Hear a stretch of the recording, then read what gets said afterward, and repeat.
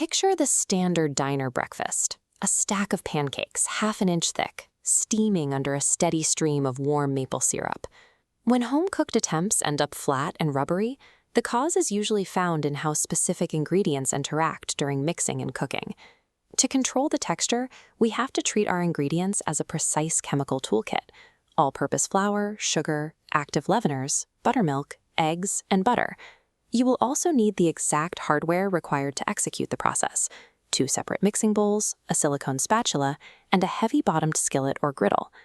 Achieving this height requires managing specific chemical reactions and thermal thresholds to control the batter's internal structure. Step 1 is building the dry base. Whisk together 2 cups of flour, 3 tablespoons of sugar, a half teaspoon of salt, and our dual leaveners, 2 teaspoons of baking powder, and a half teaspoon of baking soda. If your pancakes routinely turn out dense, the most likely culprit is an expired chemical leavening agent that can no longer react. Baking powder carries a reliable viability window of about 9 months. Once it loses potency, it fails to produce the initial lift needed to inflate the batter. Without fresh, active chemical leaveners, all subsequent physical mixing and cooking techniques will fail to stabilize the pancake structure. Step 2 is the wet payload. You need 2 room-temperature eggs and 4 tablespoons of melted butter, allowed to cool slightly so it doesn't scramble the eggs on contact. Next, pour in 2 1/4 cups of buttermilk. In this recipe, the buttermilk acts as the critical acidic catalyst. This visualization shows the core reaction. The acid in the buttermilk collides with the baking soda base to rapidly release carbon dioxide gas.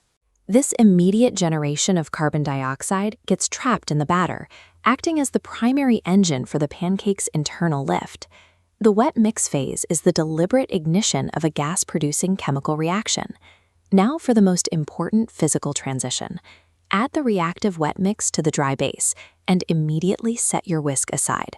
Using a silicone spatula, fold the batter gently from the outside in.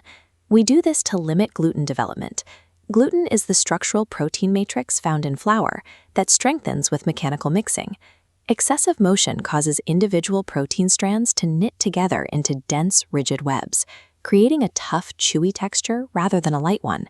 Success is when your batter is thick and velvety, but remains highly lumpy with dry flour. Keeping the batter lumpy ensures the gluten remains undeveloped, preserving a tender crumb. Before applying heat, leave the combined batter completely untouched for 5 to 20 minutes. During this rest, the flour fully hydrates, and those pockets of carbon dioxide continue to expand undisturbed.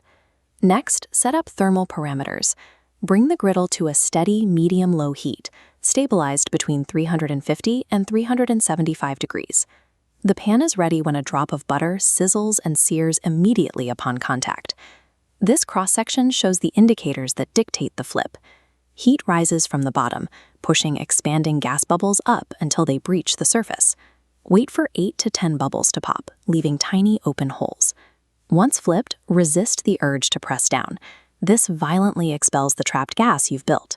Precise thermal control and physical patience are the only ways to protect the gas architecture inside the batter. Once finished, stack your golden brown pancakes to maximize their visual height. The final structural check requires cutting into the center to reveal a spongy, cloud-like interior. Those internal air pockets are the direct result of the active leaveners, the acidic buttermilk reaction, and the gentle folding technique. Understanding these food science principles eliminates dense results, providing a reliable method for